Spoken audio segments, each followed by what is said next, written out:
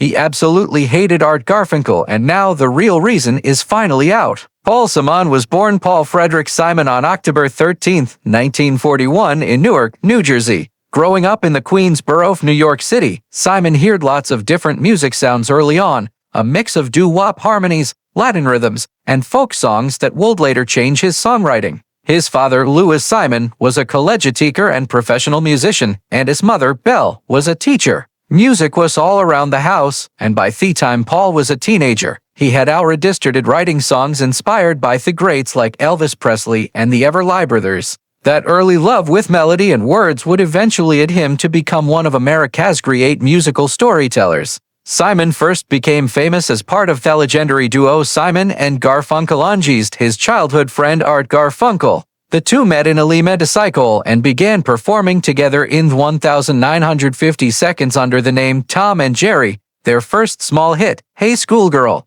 came in 1957 when both were still teenagers, but it wasn't until the mid-1960s that Simon and Garfunkel truly captured the world's attention. With Paul Simon's thoughtful songwriting and Garfunkel's angelic harmonies, the duo created an unmistakable sound that perfectly showed the cultural chaos of the time. Songs like The Sound of Silence, Scarborough Fair, Homeward Bound, and Bridge Over Troubled Water became generational anthems speaking to both personal emotion and bigger social change. Simon's ability mixed poetry with melody made him one of the defining voices of the 1960s, after Simon and Garfunkel split in 1970 at the height of their fame. Paul Simon started a solo career that would further establish his reputation as a musical innovator. His 1972 self-titled album contained hits like Mother and Child Reunion and Me and Julio Down by the Schoolyard, both of which showed his early love with world music rhythms. Simon continued to hang through the 1970s, exploring different genres from folk and jazz to reggae and gospel.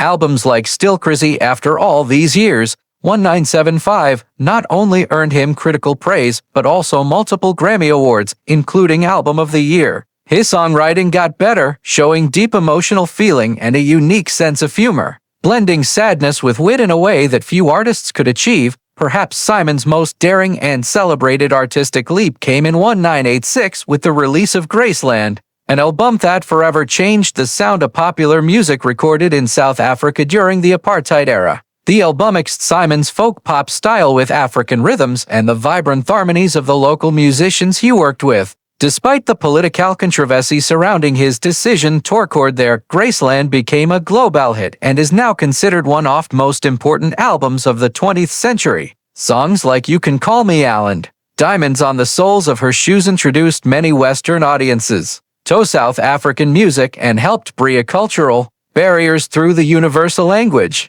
of song. The album went on to win the Grammy Award for Album of the Year and is often mentioned as one of Simon's crowning achievements throughout the following decades. Paul Simon continued to push creative boundaries. His later albums, including Rhythm of the Saints, 1990, Ureth 1, 2000, and Stranger to Stranger, 2016, showed a restless artistic spirit, unafraid of experimentation. He explored into Brazilian percussion, electronic textures, and complex lyrical storytelling, all while keeping his signature melodic craftsmanship. Simon's live performances were equally captivating, blending humor, humility, and profound artistry, whether performing before small audiences or massive crowds. He always kept a sense of closeness that made each song feel deeply personal. Beyond his musical achievements, Simon's humanitarian and cultural contributions are equally noteworthy. He has long supported causes related to education, children's health, and environmental conservation.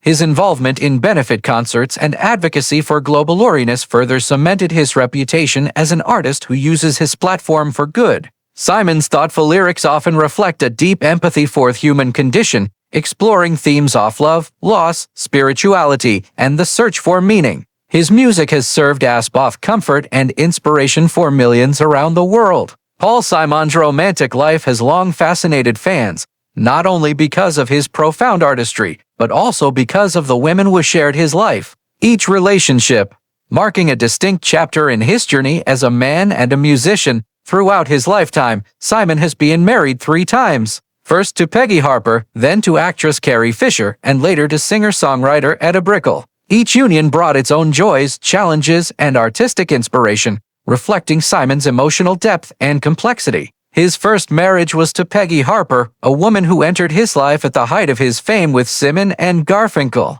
They married in 1969, a time when Paul Simon was already celebrated as one of the most gifted songwriters of his generation. The couple shared a period of stability amid the craziness of Simon's rising career, and their relationship inspired some of his most touching songs. Harper, who worked in publishing, had an elegancy and intelligence that complemented Simon's thoughtful nature. Together they had a son, Harper Simon, born in 1972, who would later follow in his father's footsteps as a musician, but as Paul Simon's fame grew and his artistic goals expanded, the demands of his career placed a strain on their marriage. By 1975, after 6 years together, the couple divorced, a separation that deeply affected Simon. The breakup reportedly inspired one of his most haunting compositions, Still Crazy After All These Years, a song of reflection and emotional maturity that captured his feelings of nostalgia and loss. Despite their divorce, Simon and Harper remained connected through their son,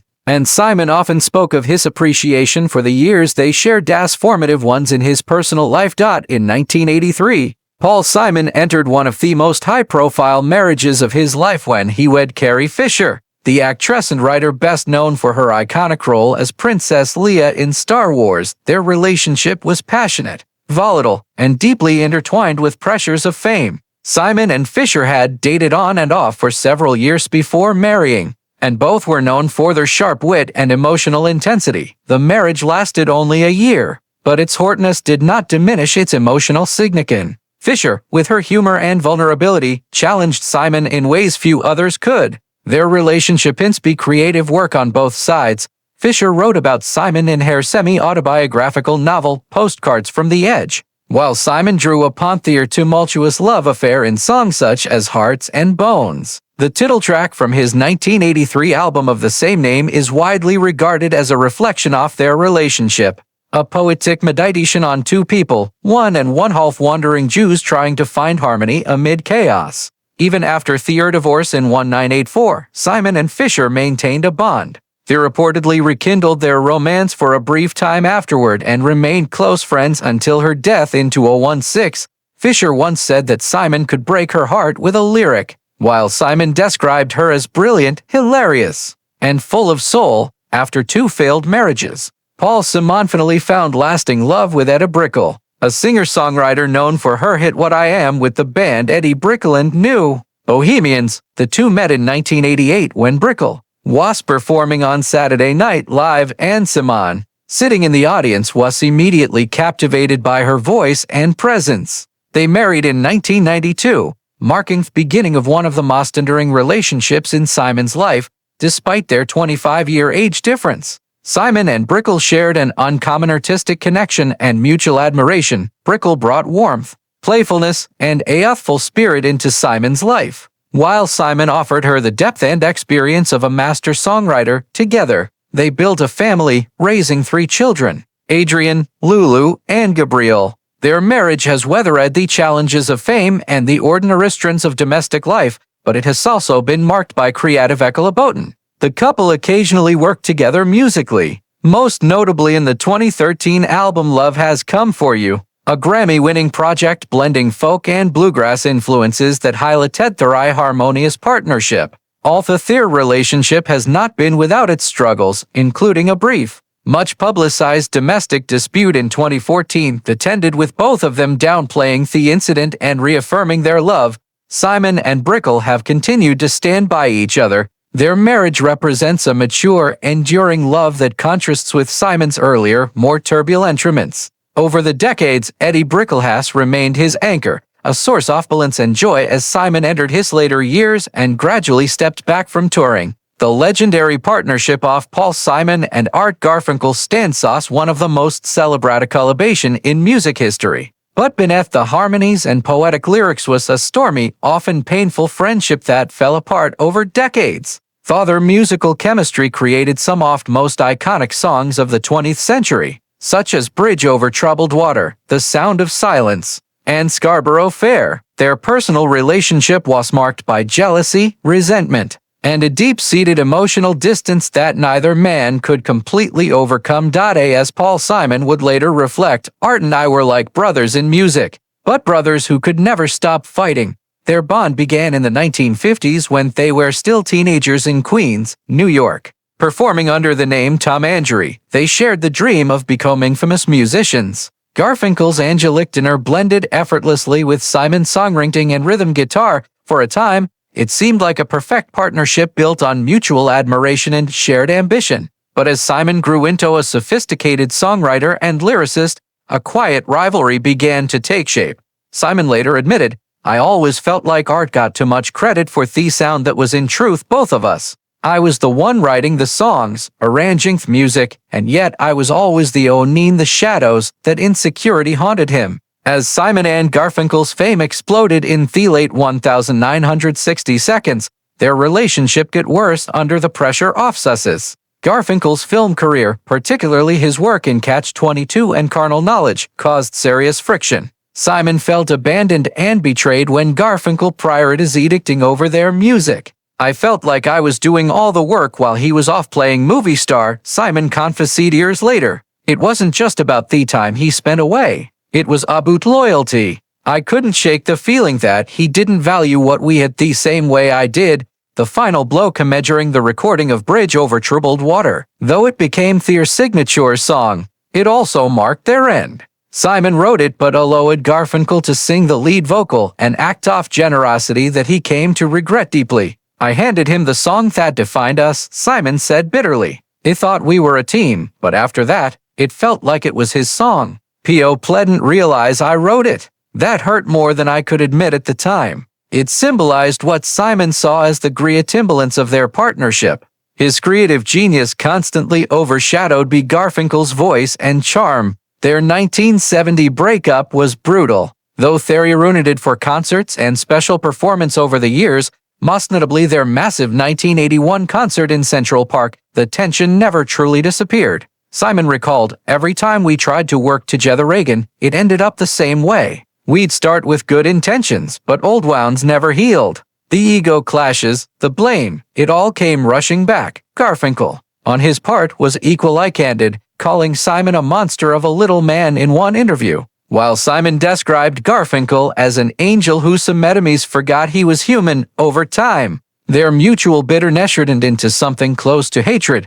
"I don't know that I ever hated anyone anymore," Simon once admitted in a remnant of vulnerability. "It's strange because I also loved him more than most people I've ever known. But the disappointment, what we lost, it became too much." Garfunkel, meanwhile, spoke of Simon as a friend I can't forgive and a partner I can't forget. Their relationship was a paradox built in music that celebrated unity yet destroyed by ego and pride. Even in later years, when both men were well into their 70s, the emotional distance remained. Attempts at reconciliation were fleeting. They'd occasionally share warm public moments, but privately, Simon confessed, "We were never meant to be lifelong friends. We were meant to make music together. That was our gift and our curse." Despite the pain, Simon has also acknowledged the irreplaceability Garfunkel brought to their songs. No one could have sung them like Art did. "Whatever else happened between us, that's a truth I'll always honor." In themed, the story of Paul Simon and Art Garfunkel is both tragic and beautiful, a creative union that shaped modern music but left behind a trail of emotional wreckage.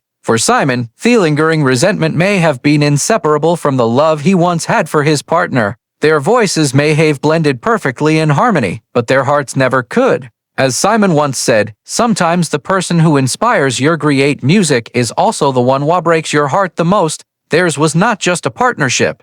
It was a lifelong struggle between genius and ego, art and emotion, connection and betrayal. And for Paul Simon, that complex mixture turned into something darker over time. A feeling that could only be described as love twisted into hate.